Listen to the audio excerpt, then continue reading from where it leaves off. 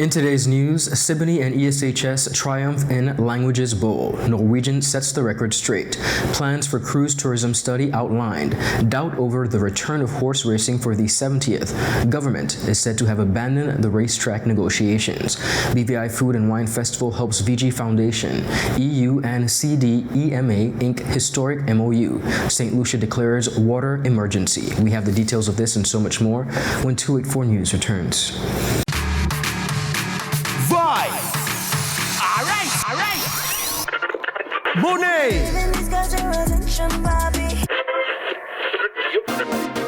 Voice. Na na na na na na na. Whoa. Baby, yeah. Road TV. Meeting in my bed. Alkaline. Yeah, system we are create waves like the ocean, yeah. Freddie Jackson. Oh, my lady. Gramps Morgan. Feels like heaven surrounds me. And more. The 24th, 25th, and 26th of May 2024. The Virgin Islands Music Festival. 60 beats, one vibe. For more information, visit virginislandsmusicfestival.com.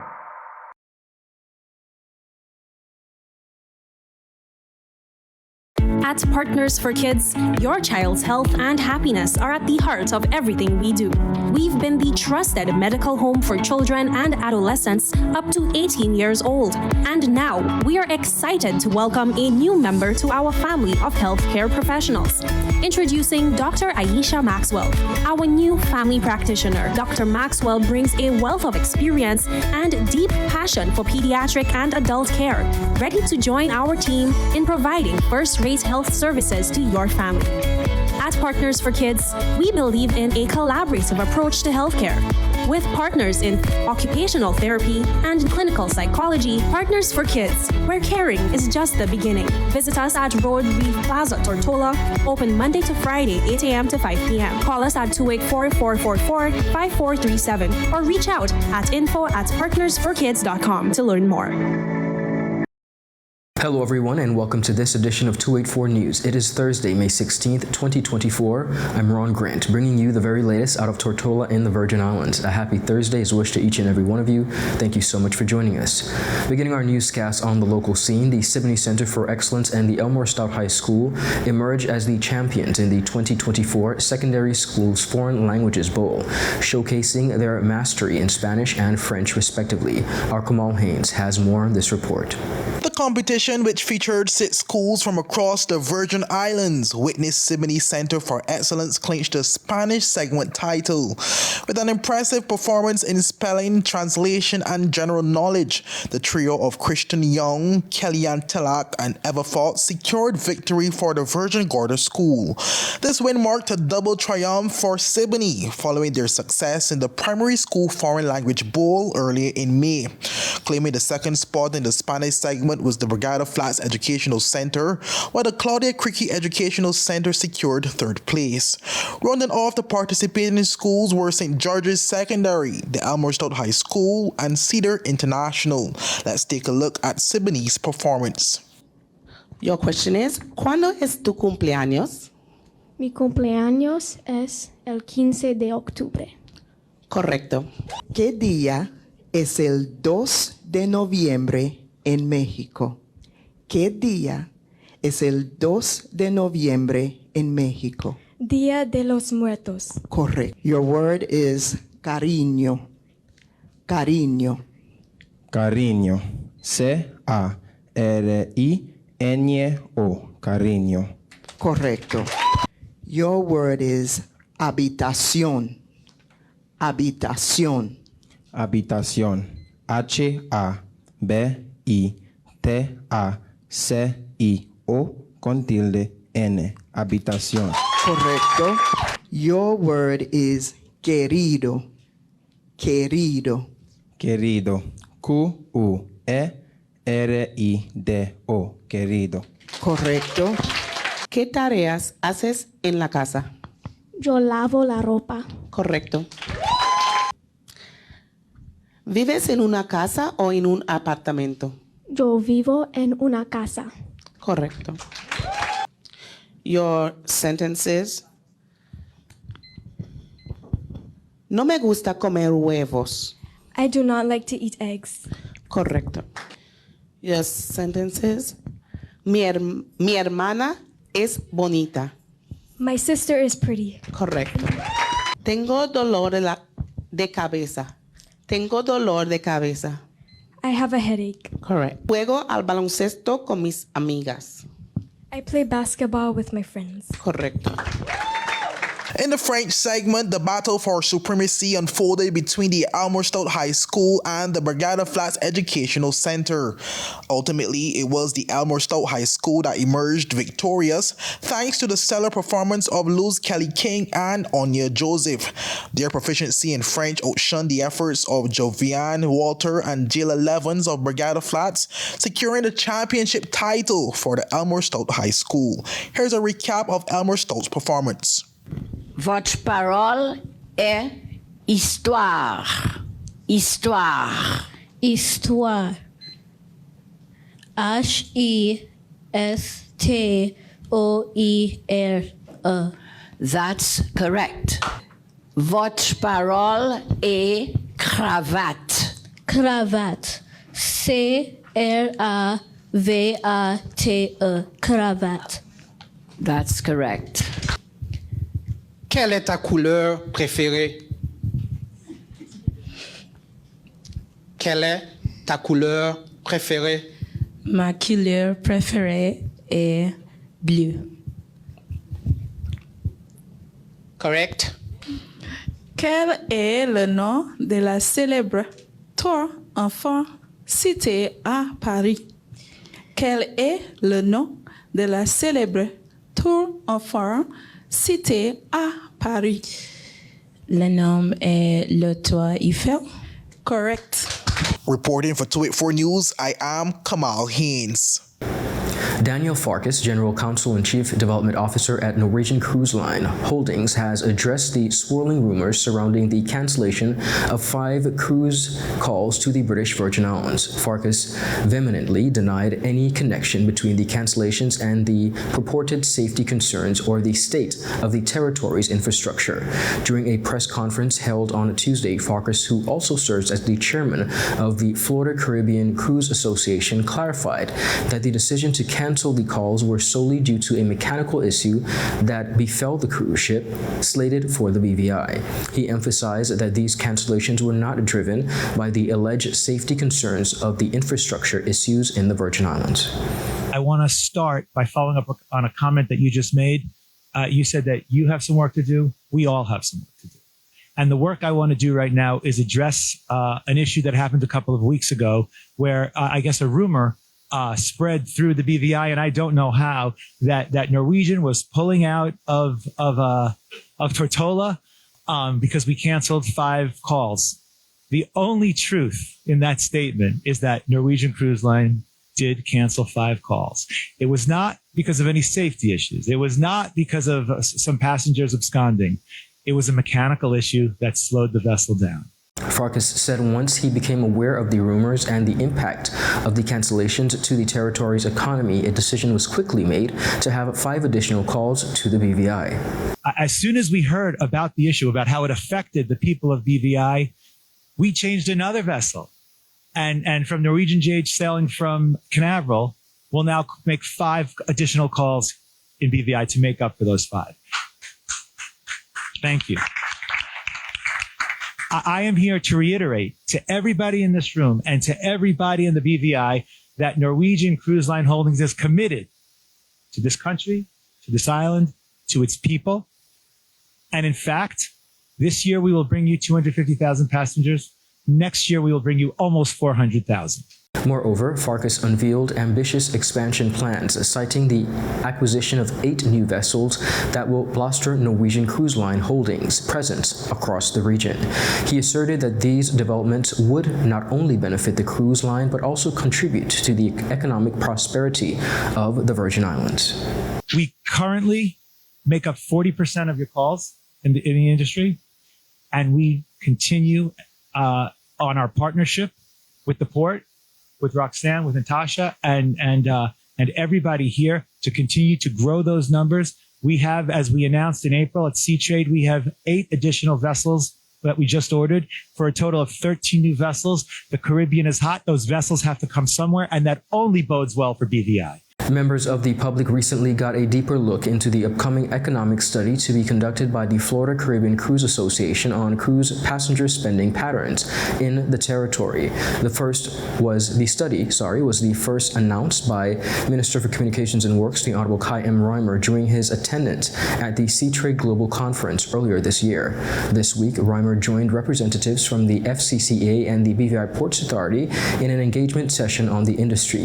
The panel reflected on the 2018 cruise tourism figures for the BVI, which were described, and I quote, as not the best. However, they expressed optimism about the upcoming survey and stated that the work is in progress to improve the situation and boost spending by cruise tourists. Well, I can tell you that for the 2018 economic impact study, you're correct that your passenger spending was not phenomenal. Passenger spending was $78.11. Crew spending was $38.12, which is not phenomenal. Happy passengers spend money. And offering passengers different experiences, different things. Gone are the days that we have Amazon, so they're not looking to spend money in the same ways that they did in the past. So it's offering them a taste of the British Virgin Islands, whether it's food and beverage, it's experiences, it's something that they can't get back home. It's something that represents the British Virgin Islands. And that's what they're getting other places. And crews spend money differently than passengers. And I think Vance is going to change all that because he's looking at having a crew lounge that is going to cater to the crew what they want to spend, have some of the merchants be able to speak directly to the crew and facilitate what they like to buy, electronics. We talked about having banking done right at the port, having services provided. So everything is in the works to be able to accomplish what it is that is important to the British Virgin Islands, which is having more of the economic impact. So you're absolutely right. It's not just improving the number of passengers, but how do you improve the spend? Minister Reimer also highlighted the importance of the endeavor, emphasizing the role of the study in gaining insights to attract more cruise calls and increase visitor expenditure in the British Virgin Islands.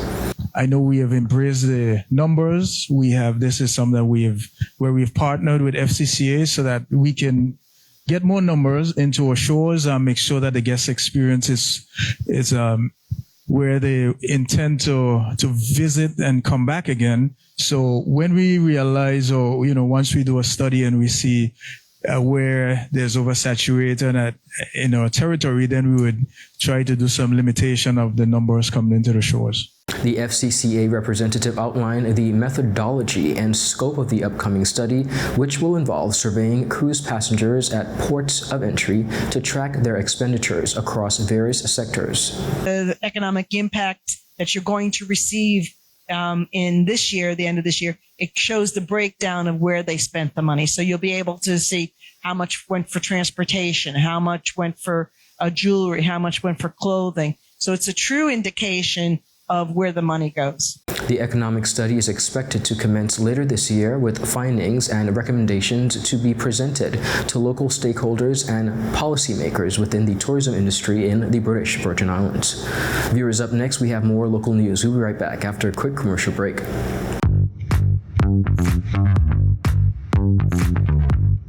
Hi, my name is Judy, VI Motors Operations Assistant, and today I'm here with Ding, one of our mechanics, and we are going to show you how you can check your engine oil level, as it's an essential part in maintaining your engine's health. First, let's pop the hood. Here's the oil dipstick. We'll pull it out, wipe it clean with a cloth, reinsert it.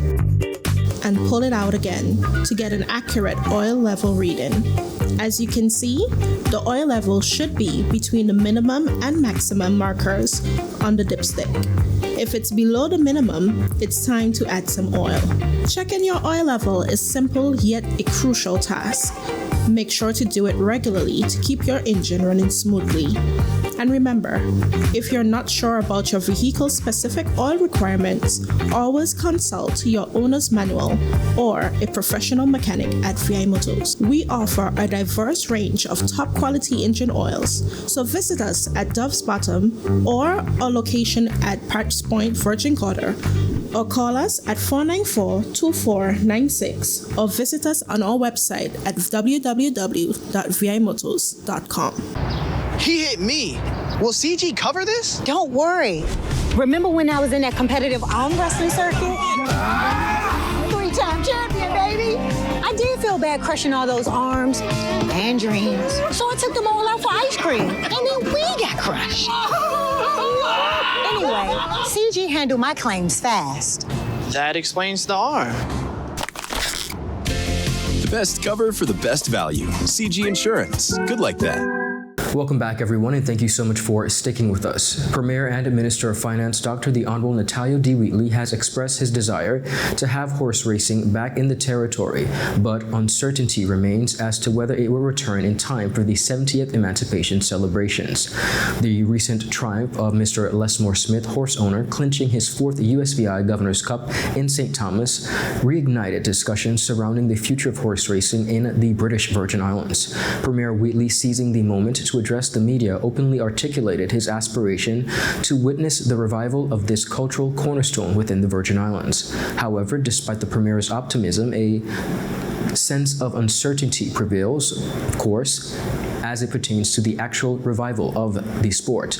When queried about the inclusion of horse racing in the festivities planned for this year's 70th Emancipation celebrations, Premier Wheatley refrained from making promises. He, however, acknowledged the community's yearning for the sport's return, asserting his commitment to expedite the process, and I quote, as soon as possible.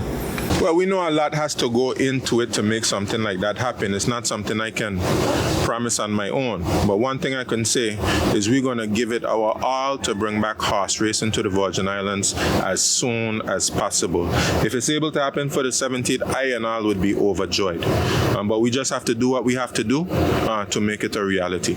The hiatus in the BVI horse racing dates back to August of 2022, marked by the contentious dispute between the BVI and the Ellis Thomas Downs family, proprietors of the Seacows Bay facility. This impasse abruptly halted decades of tradition, leaving a void in the emancipation celebrations. In the midst of this standoff, Smith, president of the BVI Horse Owners Association, has emerged as a beacon of hope with his proposal for a new state-of-the-art racing venue on Beef Island. However, the realization of this vision hinges on substantial financial backing from the government, which Smith amounts to approximately $2 million. Smith urged the Minister for Communications and Works, the Honorable Kai M. Reimer, to deliver on the revival of horse racing in the BVI or risk losing his constituency at the next general election. Racing in the BVI is not over yet. It's far from over. It's far from over. And Mr. Reimer, Kai Reimer, his father, his grandfather was one of the old patriot of horse racing. And if nothing else, he's my representative. And if he don't want to lose his seat, I'm saying this seriously. If you don't want to, you have to walk with me on this one.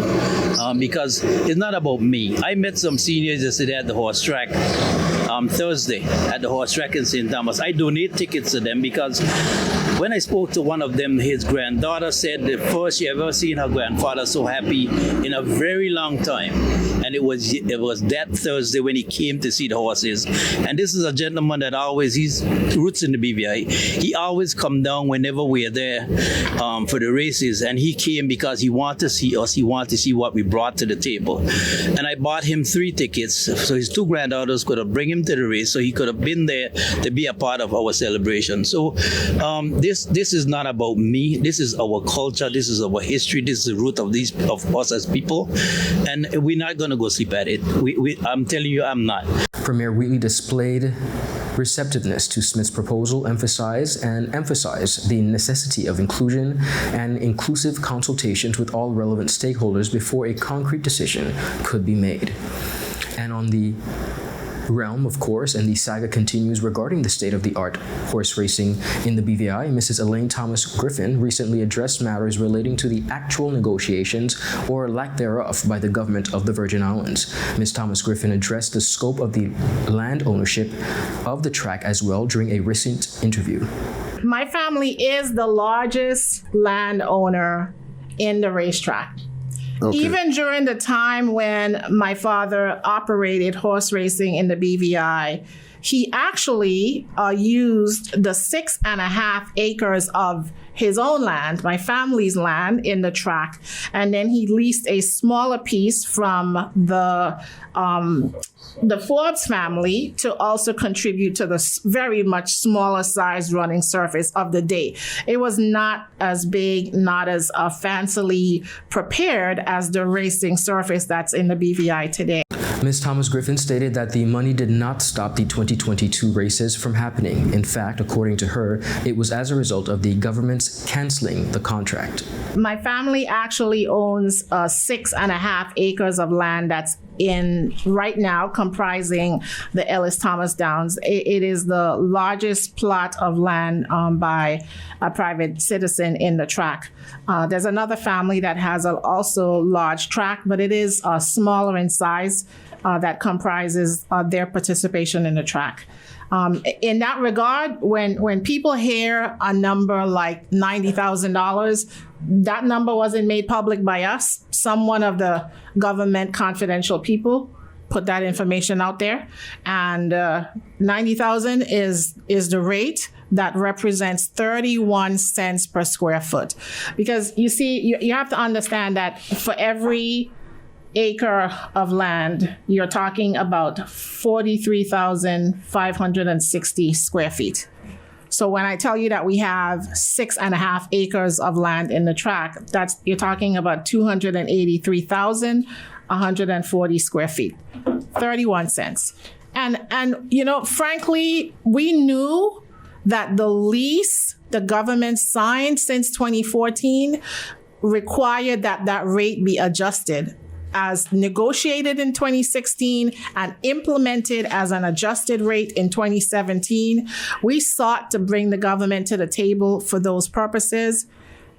Money was not the reason this track got shut down. Additionally, she spoke about the meeting that was cut short by the government. Was that the government invited us to sit at a table with them in September of 2022. It so happens it would be the same day that the Queen would pass away, September 8th, 2022. I traveled for that meeting.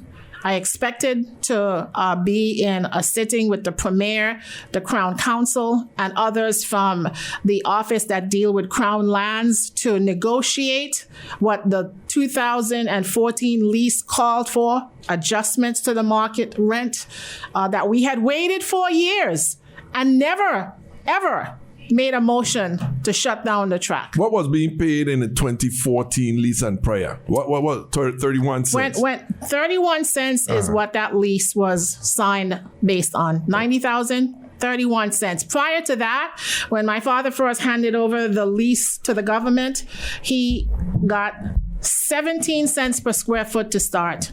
It was a night to remember filled with culinary excellence. This was on Saturday, May 11th, 2024 at the Rosewood Little Dix Bay Resort at the BVI Food and Wine Festival's inaugural partnership with the RT and Idris O'Neill Foundation.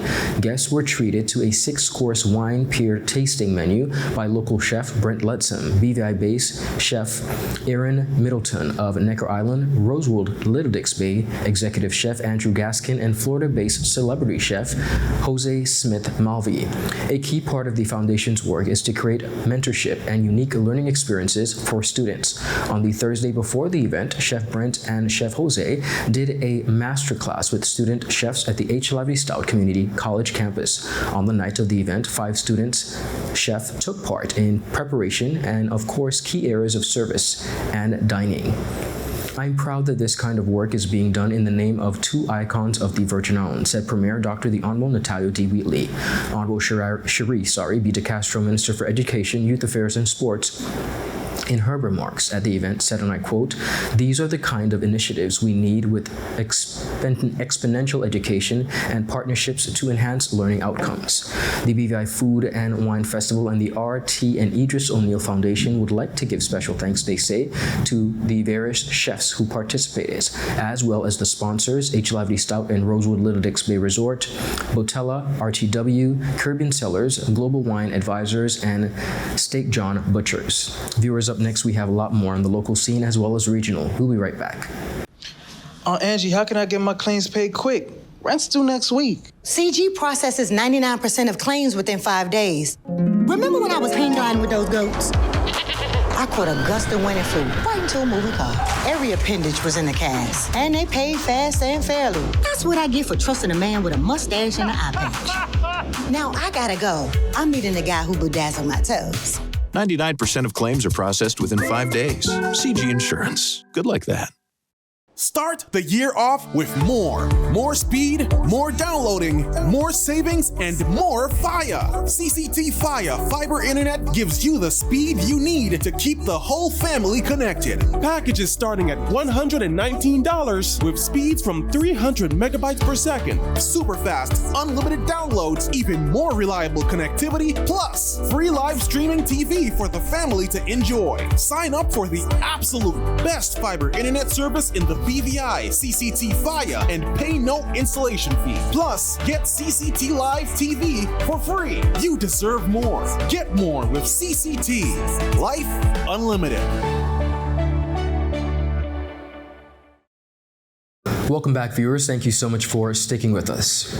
A pioneering agreement to Gloucester Corporation on Integrated Disaster Risk Management was formalized on Wednesday, bringing together the European Union and key regional actors from Latin America and the Caribbean.